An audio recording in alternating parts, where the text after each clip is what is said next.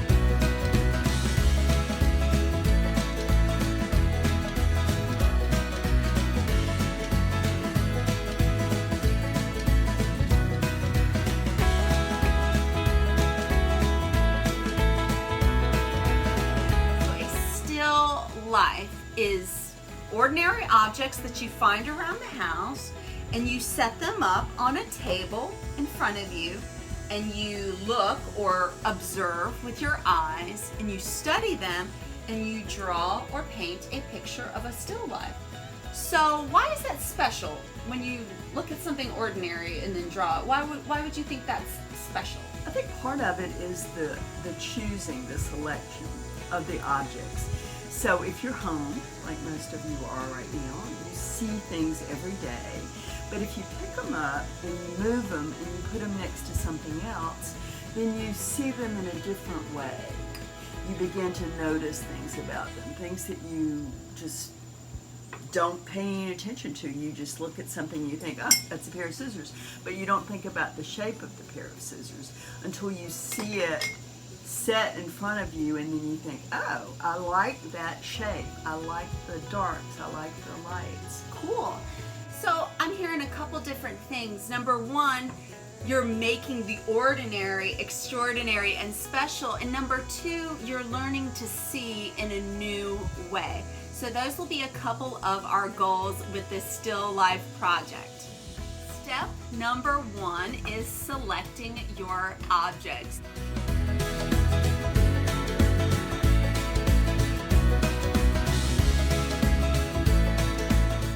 You can see what looks kind of like a yard sale at our house. My mom went around and found all these cool objects. So what we're gonna do is we're gonna look around and see what we like and start picking the objects that we want to draw. Now, I think you should choose more than one object because you mentioned how things relate to each other. So why don't we say that you should choose either 3, 4, or 5 objects. I think 6 is just gonna be too many.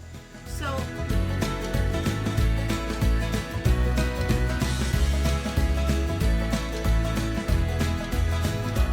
before I choose, I did want to say that I thought of this as like a scavenger hunt. So I went from room to room and I opened cabinets and I tried to see with new eyes things that had interesting shapes. And I was also looking for things that were light in color.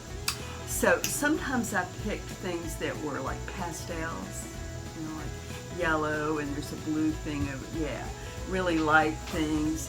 And then sometimes I picked things that were actually white. And I did that so that we can pay more attention to the outside shape than what's actually in it. right.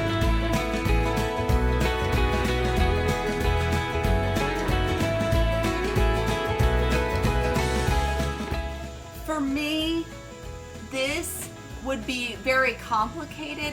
I want to choose stuff that's simpler so that I can really jazz up the background and make it funky. Hey, can I have that one? I might choose it because it has another side to it. Oh, yeah. Yeah. It's got a cool, funky shape. And I kind of like it turned sideways. Yeah. So since you don't want it, I'm going to put this on my baby stack. Cool, cool. Only because I turned it around though. Right. Well, we're looking at things with fresh eyes. This one's kind of interesting because it's just like an everyday object. I just grabbed a random lid and put it on there. Oh, okay. So it doesn't even... It doesn't fit. No. Yeah. That one's kind of interesting. This one... This one could be fun.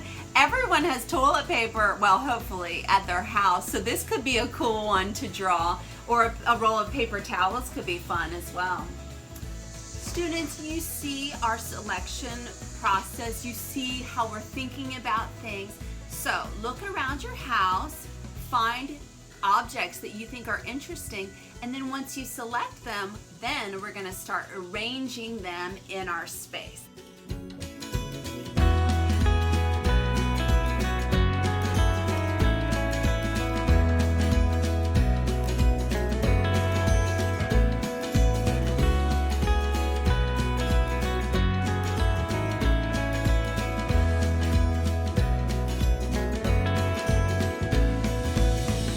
Composition, putting it all together. Right, so how are you going to arrange your shapes in an interesting way? Personally, I think composition is one of the most important things about your artwork. So what you're seeing here is what is going to be in our composition. Let's start playing, let's start arranging.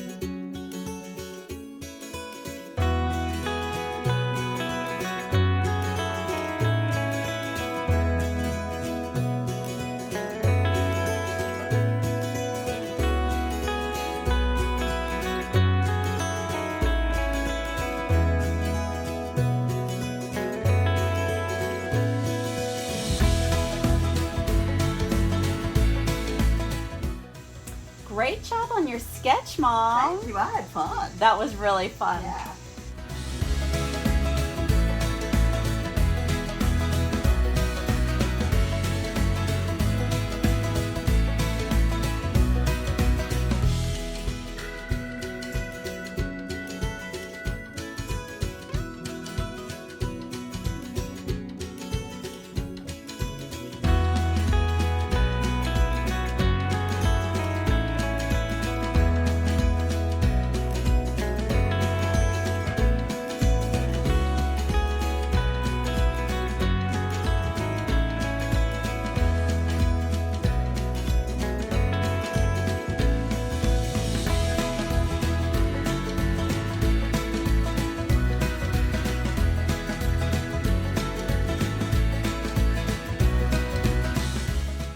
Divide our background up into sections because each section is going to have a different pattern.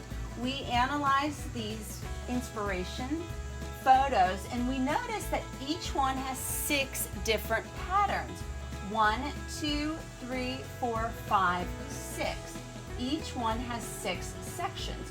So what we're going to do with our artwork is start dividing our table and our table and our wall into sections. So if we've got these two, I probably have 3 sections on the bottom and 3 sections on the top.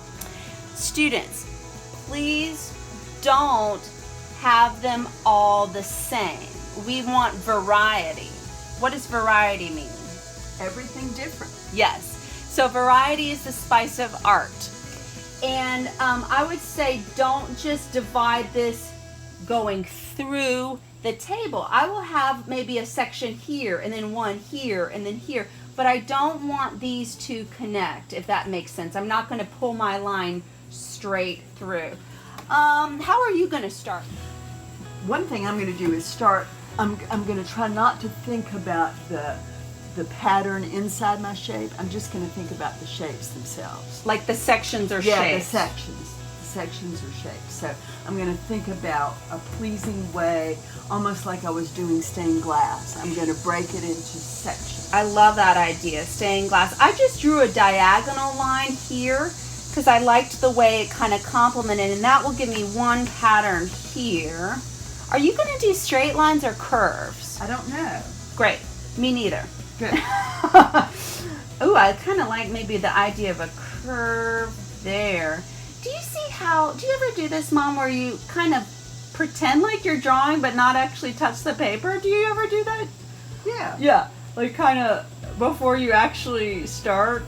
Okay, ooh, I just did a funky shape here. And I'm changing the direction. I had one that kind of went up and down, and then this one went sort of side by side.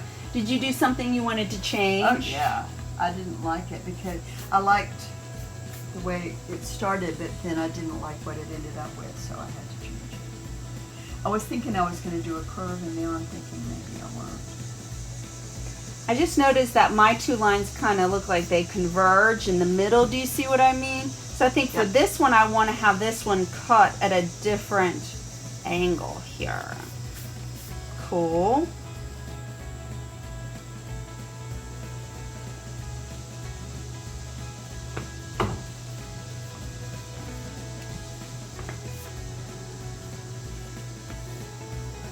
Ooh, yeah. This is fun, isn't it? Mm-hmm. It's really helpful having 2 people instead of just me talking, because the students can see how we both come up with different solutions for the same assignment.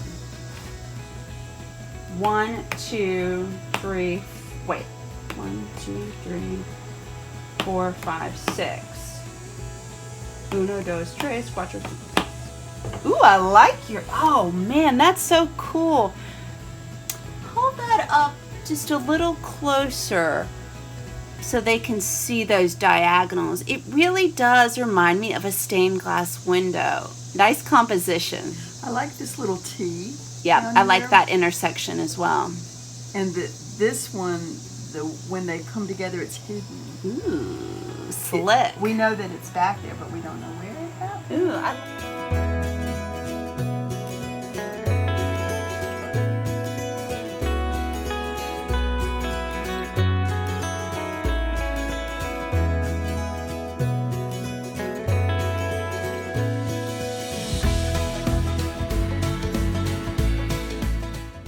to begin adding patterns, you want to have a different pattern in each of your background sections. So I have 6 sections, Mom has 6 sections, so we're going to choose 6 different patterns.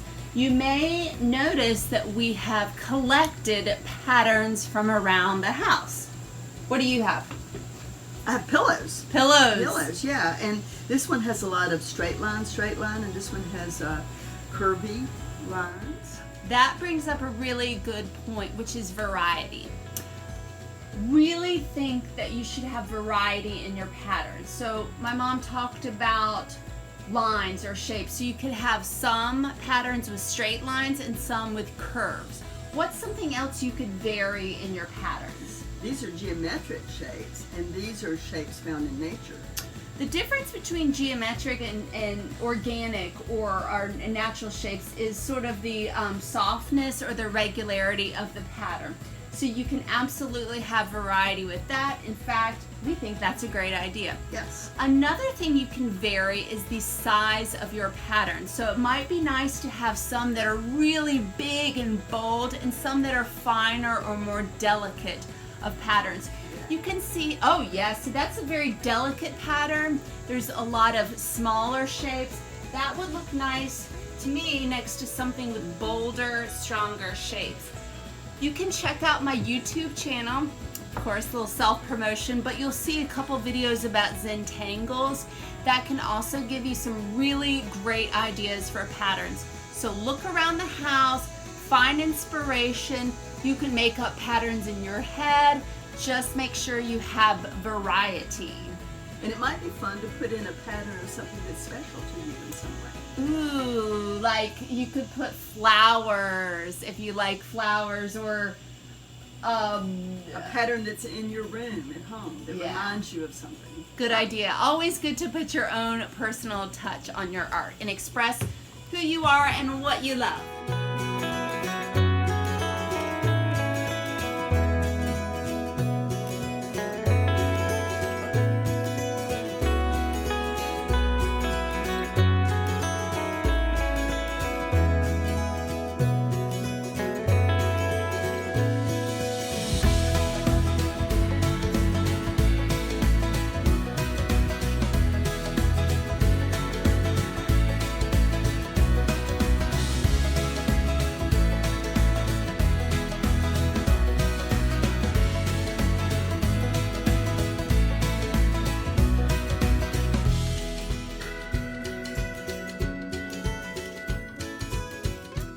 Voila!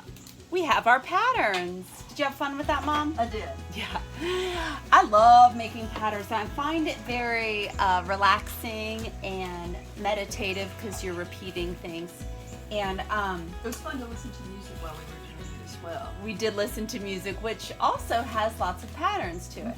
We looked around at these inspirations. We had all the things we pulled from our house, and we just kind of responded to the shapes that we already had, and of course thought about variety. So the next part is adding color.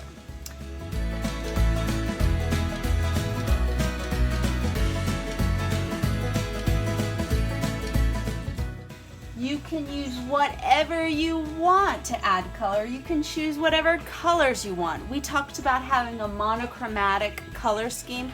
You can use a bunch of different colors if you'd like to.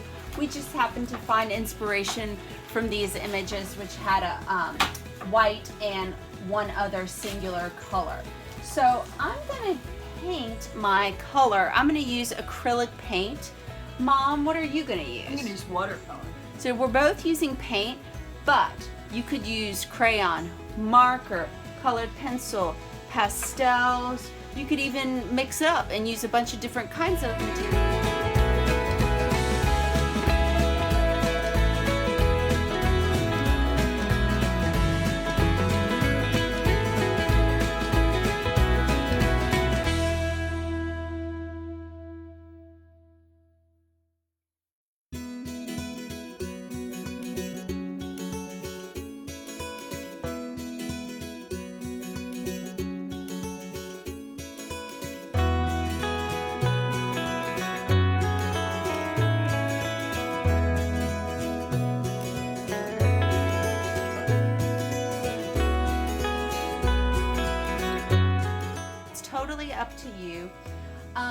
I just chose paint because I thought it might be a little quicker and it might get my color a little bit smoother and flatter. But you never know how it goes until you start doing it.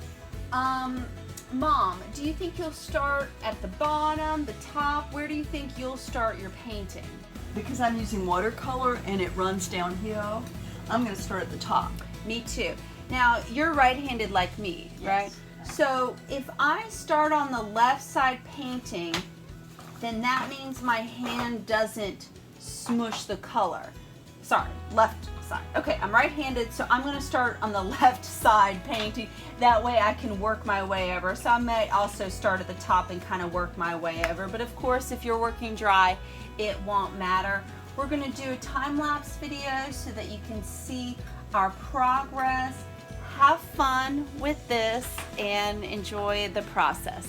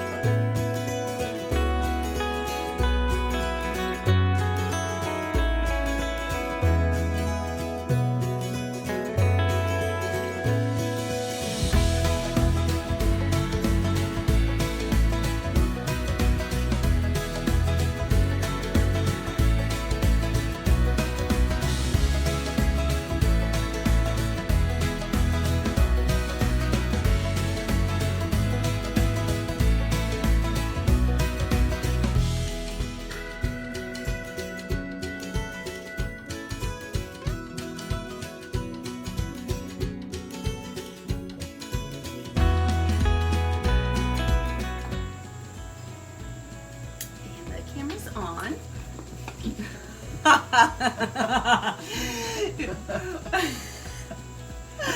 Yay, it's been a long day. You can tell it's starting to get dark outside, so we've been working on this all day. But thank you, Mom. Did you have fun? I do have fun. It's been a long time since we made art together. I know. It was really awesome. Thank you for joining me. This was really super special. So traditionally in art class, you have a critique afterwards where you talk about your work, you talk about other people's work, and your thoughts on it.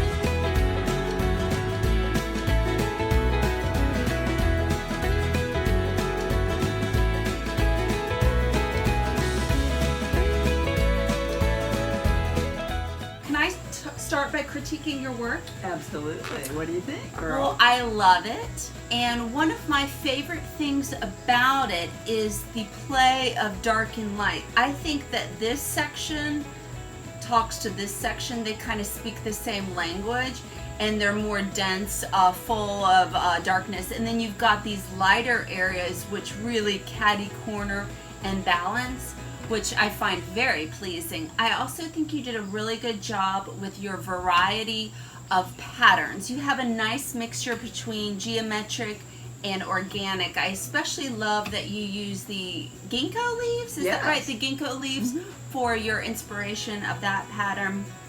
And I also like the color scheme. Yours is kind of natural and soft, which I really like. Inspired by the ginkgo leaves. Very good. Would you like to critique my work? I would love to. Of course, it's my favorite color to start with. Yours is amazingly 3D. So your 3 still life objects seem very solid, as though we can just reach out and pick them up, which I find really appealing, especially since your background does dance around and move. Yeah. It's a much more active background than mine. Partly the color being so bright, right? But also it's those wonderful circular shapes, and then this shape, which I think is so important. It leads us, goes down like this and leads us into the still life.